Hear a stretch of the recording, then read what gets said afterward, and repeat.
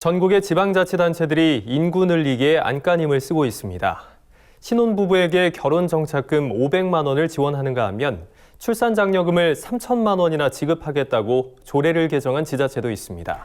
네, 그만큼 지방 소멸의 위기가 현실로 다가오고 있다는 건데요. 지자체들이 인구 늘리기에 얼마나 사활을 걸고 있는지 김민경 기자가 취재했습니다.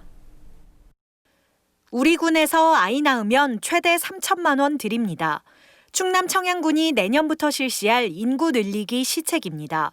청양군은 출산 장려금 확대를 주요 내용으로 하는 출산 장려 및 양육비 지원에 관한 조례 개정안이 최근 군의회 본회의를 통과했다고 밝혔습니다. 기존에는 첫째 100만 원, 둘째 200만 원, 셋째 500만 원씩으로 지원하던 출산 장려금을 내년부터는 첫째 500만 원, 둘째 1,000만 원, 셋째 1,500만 원, 넷째 2,000만 원, 다섯째 이상 3,000만 원을 지급하는 겁니다. 점차 인구가 줄어드니까 오시는 분들에 대해서 양육비 지원을 덜어드리려고 조금 더 늘리는 방향으로. 청양군은 혼인신고한 신혼부부에게는 500만 원의 결혼 장려금을 지원하고 있습니다. 또 자녀의 대학 학자금도 지원하는 만큼 만약 청양군에서 결혼하고 새 자녀를 군내 대학에 진학시킨다면 최소 1억 5천만 원을 받을 수 있습니다. 그런가 하면 전남 무안군은 최근 인구가 가파르게 증가 추세를 보이면서 타 지역에 부러움을 사고 있는데요. 올해 들어 3천여 명의 군민이 증가해 총 인구수 8만 4천여 명을 기록하고 있는 겁니다. 무안군은 요람에서 무덤까지라는 구호 아래 다양한 인구 늘리기 시책을 실시한 게 효과를 봤다고 평가합니다.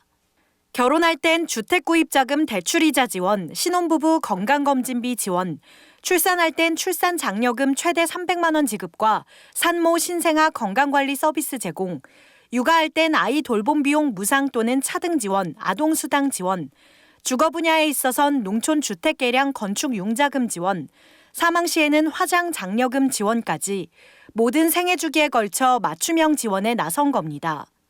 출산 장려금도 지원하고 있고 전입 지원금 장려금도 주고 그러거든요. 대학생 같은 경우는 분기별로 10만 원씩. 지금 저희가 조례 개정하고 있어요.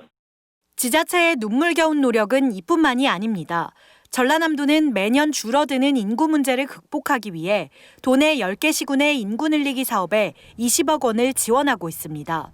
충북 영동군은 지난해부터 지역 내 초중고등학교 입학생에게 1인당 최대 50만 원의 입학 축하금을 지원 중입니다. 지난해 경북 상주시의 공무원들이 검은색 상복 차림으로 출근해 화제가 된 일이 있었습니다. 상주시 인구 10만 명이 무너지면서 시청 공무원들이 책임을 통감한다는 의미로 벌인 자성의 퍼포먼스였습니다. 서울에선 한 구의 인구가 50만 명을 쉽게 넘기는 상황에 비춰보면 그야말로 웃지 못할 지방의 서글픈 현실이라 할 수 있습니다.